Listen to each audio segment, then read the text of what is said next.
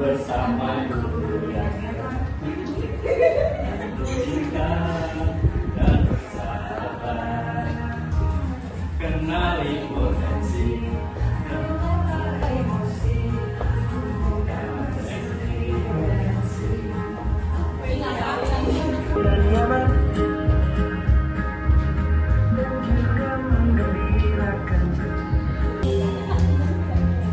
Gunakan tujuh jurus, kenali potensi, kelola emosi, membangun kolaborasi, menambah situasi. Assalamualaikum warahmatullahi wabarakatuh. Waalaikumsalam warahmatullahi wabarakatuh. Selamat siang Bapak Ibu. Siang. Terima kasih atas waktu yang diberikan kepada saya. Bapak Ibu sudah luang waktu untuk bersama-sama bersama saya dalam hari ini akan menyampaikan apa yang telah saya terima kemarin ketika feedback tentang 7 jurus 3 hebat. Jadi ada 7 jurus 3 hebat, tapi nanti tidak semuanya kita sampaikan ya. Seperti dalam lagu tadi ya, ada 7 jurus 3 hebat. Maaf ya saya tidak hafal ya 7 jurus 3 hebat apa saja. Yang pertama adalah kenali potensi ya. Kenali potensi. Sebelumnya maaf, kenapa 7 jurus 3 hebat harus disampaikan Bapak Ibu dulu? Karena Bapak Ibu ini sebagai wali kelas juga sebagai guru wali, terutama Bapak Ibu guru mapel juga harus mengenal tentang kebinekaan. Ini penting sekali ya, penting sekali agar kita bisa membimbing anak-anak kita dengan baik. Maaf saya bukakan dulu nih, ya tidak lupa apa saja 7 jurus 3 hebat apa saja nih. 7 jurus hebat adalah pertama adalah tentang kenali potensi. Apa itu kenali potensi? Bahwa setiap anak itu punya potensi, dan kita sebagai guru dan biasanya sebagai guru SLB itu juga biasa melakukan asesmen. Kita biasa melakukan asesmen. Setiap kali akan pembelajaran pasti melakukan asesmen. Dan salah satu asesmen adalah dengan mengenali potensi anak-anak kita. Apa yang digunakan? Jadi kalau di sekolah reguler itu menggunakan aplikasi AP Pintar ya. Itu ada aplikasi bisa di download di Play Store. Mungkin Bapak Ibu bisa untuk mengukur dia sendiri ataupun untuk mengukur AP Pintar itu. Jadi yang pertama tentang kenali potensi. Kemudian jurus yang kedua adalah tentang kelola emosi. Ini penting sekali kelola emosi. Ini di samping anak juga harus mengelola emosi, kita sebagai juga bisa mengelola emosi. Karena beberapa kejadian saat ini kemarin yang terbaru adalah kepala sekolah yang dikatakan dilaporkan menampar muridnya. Waktu bukan tidak, kita tidak tahu ya, tapi itu ada sebenarnya walaupun mungkin itu tidak berkelan arahnya, tapi itu harus kita hindari sebagai guru. Kita harus mengenali emosi anak juga sekitar sendiri. Kemudian yang kedua adalah tumbuhkan resiliensi maaf ya, tumbuhkan resiliensi nanti yang akan saya sampaikan ya, karena ini mungkin masih istilah yang baru bagi kita semuanya. Maksud saya juga baru menerima kemarin ketika fintech yang nanti apa itu resiliensi kita pelajari bersama gitu. Yaitu pada secara kasar itu adalah merupakan gaya renting yang harus ditumbuhkan pada. Kemudian jurus berikutnya adalah tentang jaga konsistensi. Setelah anak itu punya emosi yang bagus, resiliensi yang bagus, juga harus dijaga konsistensinya, jangan sampai menurun kondisinya begitu. Kemudian yang berikutnya adalah bangun kolaborasi. Jadi kita di sekolah ini tidak bisa sendiri. Saya sebagai kepala sekolah, sebagai guru, itu tidak bisa berusaha sendiri tanpa bantuan dari Bapak Ibu. Demikian juga Bapak Ibu satu sama lainnya saling berkolaborasi sehingga kegiatan kita bisa berjalan dengan baik. Kemudian kolaborasi ini juga bisa dengan internal sekolah, antara sekolah kita juga dengan pihak luar, misalnya dengan orang tua wali, dengan kepolisian, puskesmas yang selama ini sudah terbantu. Kemudian terus berikutnya adalah menata situasi, bagaimana sekolah kita ini menjadi situasi yang nyaman, aman, enak untuk belajar. Seperti itu, itu adalah 7 jurus yang kemarin kami pelajari saat BIMTEK di BPGTKI. Di BPGTKI. Mari kita menginjak pada materi yang akan saya sampaikan tentang resiliensi. Resiliensi yang maaf ya masih keliru-keliru untuk menyebutnya ini. Resiliensi ini.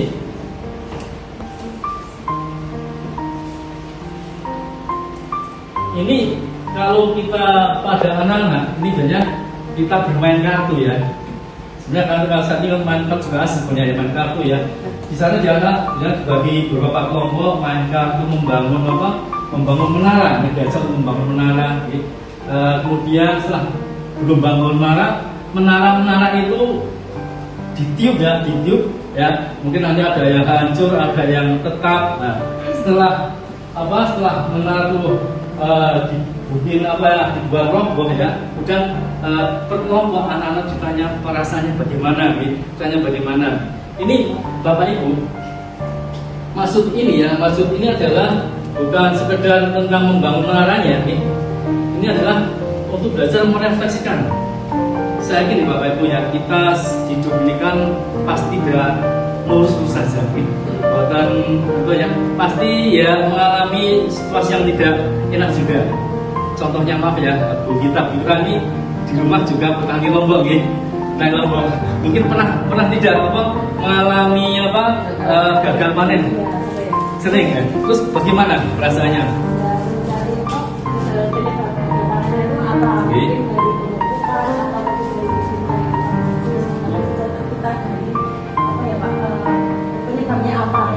Terus kalau gagal itu kemudian menanam lagi atau sudah sesuai tertanam. Nah ini contoh Bu Vita ini mempunyai resiliensi yang bagus ya.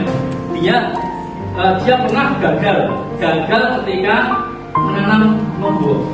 Tapi tidak lupa gagal terus seseorang nanam tidak nanam lagi. Tapi walaupun pernah gagal tetap saja menanam lagi. Dalam waktu tadi dievaluasi kenapa kok bisa demikian ya, kok gagal. Nah, ini ada penyebabnya apa? Setelah itu perbaiki dan tetap semangat untuk menanam lagi. Itu ya kita ya. Nah ini jangan Bu pernah mengalami sesuatu yang tidak nyaman berjalan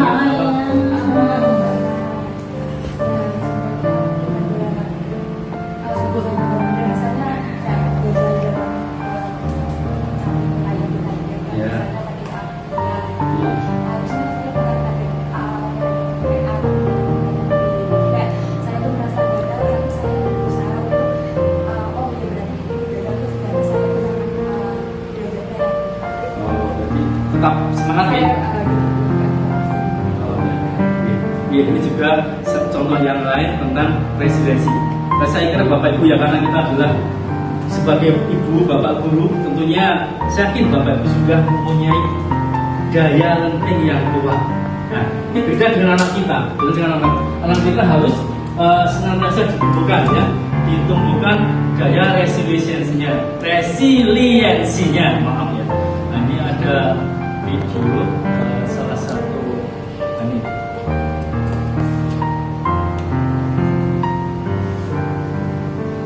Mari kita selesai ya.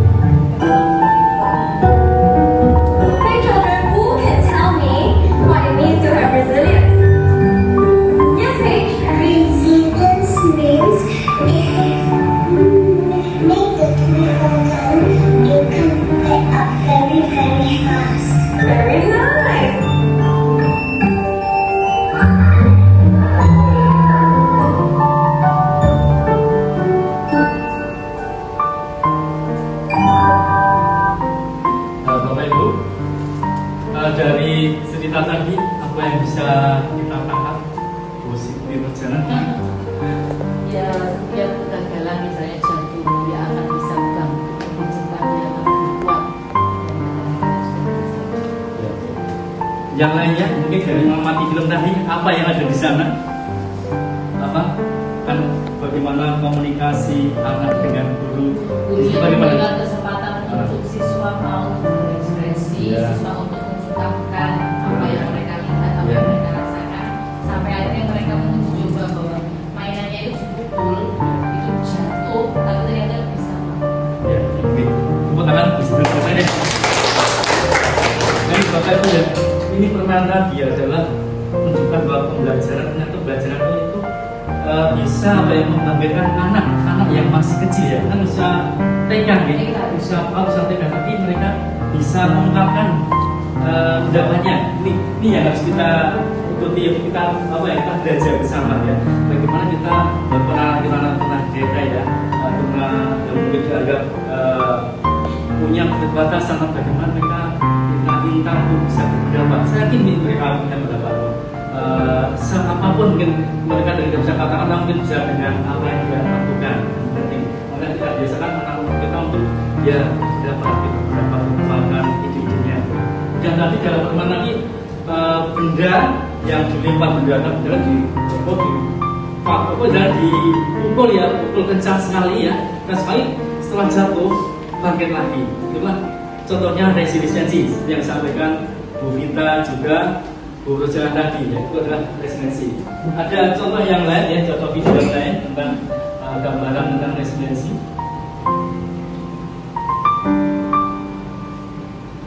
Moment that Heather Dornton brutally slammed into the ground on the last lap of a 600-meter race. She was overtaken from second place when the other runner's foot tripped her, completely devastating her chances of winning. Heather had been the favourite to win, but there were only 200 metres left of the race, so it was up to her teammate to bring it home. Heather's teammate used the clash as an opportunity to pull out from last place to the front of the pack, and it looked like she might just be able to get the win. And that's when something absolutely remarkable happened. Heather got up and started chasing down the pack.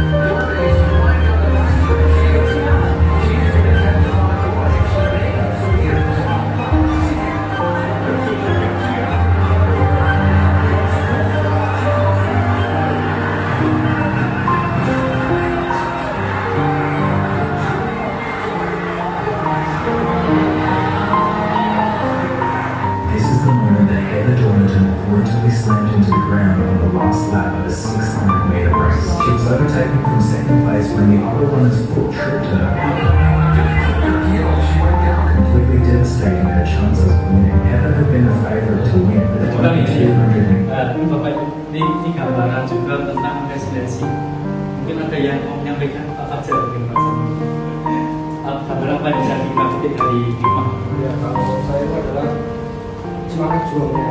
Itu kan ada salah satu peserta yang berjatuh dan mungkin kalau misalnya dia tidak punya semangat juang yang tinggi, ketika dia jatuh, dia temannya atau musuhnya atau lawannya itu udah beban, udah dari semangat juang tinggi, dia akan langsung udah patah semangat. Tapi dengan dari video tersebut, dia punya semangat juang, dia tetap berdiri sendiri bahwa dia pun masih bisa dan masih bisa terbukti dia hanya bisa mengajak teman-temannya atau musuh-musuhnya yang lain. Ya, tangan untuk Pak Fajar, terima kasih ya. Ini Bapak Ibu ya. Seperti ini ya. Memang inilah yang gambaran-gambar ini yang harus kita belajar kepada anak kita. Bahwa mereka walaupun tadi punya sudah jatuh, kalau dia tidak semangat pasti ya wis ya. Tapi kan karena dia masih semangat tetap mengejar mengumpulkan 10 potensial sehingga bisa juara. Jadi jarang sekali terjadi hal yang demikian. Nah, Bapak-bapak mungkin kita lanjutkan ya. Nah ini apa itu resiliensi? Resiliensi maaf masih tidak saya juga belum layak ucapan ya. Ini disebutkan bahwa resiliensi adalah kemampuan seorang untuk bangkit kembali dan pulih dari kesulitan, stres atau trauma yang dialami dalam hidup. Ini adalah kemampuan untuk beradaptasi, bertahan dan bahkan tumbuh lebih kuat setelah menghadapi tantangan. Kenapa ini jalan ini penting ya, resiliensi ini penting? Karena beberapa waktu lalu terjadi kejadian-kejadian. Yang pertama itu ada anak SD di Banyuwangi yang sering diajak karena tidak punya ayah, akhirnya dia bullying. Ya, ini bullying ya. Bullying ya, pembulian ya. Kemudian juga yang kedua tuh pernah di liputan 6 itu ada anak yang tak tahan dibully sebagai anak yatim, dia juga bully. Kemudian yang ketiga itu adalah siswa SMP yang bunuh diri karena HP-nya disita. Ini kan sebenarnya itu bisa dikatakan hal yang berat, bisa juga dikatakan hal yang biasa, tergantung bagaimana anak itu pola asuhnya apakah dia sering ditumbuhkan tidak resiliensinya, parentingnya itu ditumbuhkan tidak. Nah, ini juga kasus-kasus ini belum belajar bagi kita semua. Yang pertama, janganlah membuli. Itu yang jelas itu membuli tidak boleh. Perundungan itu sama-sama kita hindari di sekolah kita. Dan juga anak-anak juga dipahamkan seandainya kok terjadi pembulian, maka dia sadarkan harus tetap tegar, punya jiwa penting yang daya latih yang kuat. Nah, sekarang ini apa saja yang mempengaruhi resiliensi tersebut? Itu ada beberapa faktor yang mempengaruhi. Yang pertama adalah self awareness. Maaf ya kalau bahasa saya salah, yang bahasa Inggrisnya. Itu apa? Self awareness ini adalah kemampuan seseorang untuk mengenali, memahami, dan menerima diri sendiri secara mendalam. Nanti itu intinya penerimaan diri. Dan yang kedua adalah emotional stability, yaitu stabilitas emosinya. Dia punya skill bekerja. Kemudian adaptability, kemampuan beradaptasi. Kemudian growth mindset ini apa?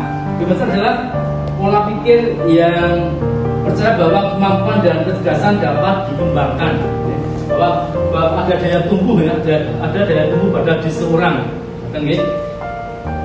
Kemudian yang kedua adalah effective problem solving, jadi penyelesaian masalah yang efektif. Kemudian self compassion ini adalah di sini disebutkan sikap penuh kasih sayang, pengertian dan penerimaan terhadap diri sendiri. Jadi self-compassion pada diri kita, kemudian pengertian pada diri kita. Misalnya kita harus juga Bapak Ibu kan juga bekerja seharian ya, juga sentiasa berterima kasih pada diri kita. Pernahkah kita berterima kasih untuk ini ya? Aku matur nuwun sudah diberikan kesehatan, sudah melaksanakan dengan tugas ini yang jarang kita tanamkan pada diri kita. Ini dan kita mengapresiasi juga ada kurang. Kemudian yang kedua adalah positif perspektif. Ini adalah selalu berpikir yang baik, hal yang baik ya. Positive thinking demikian ya.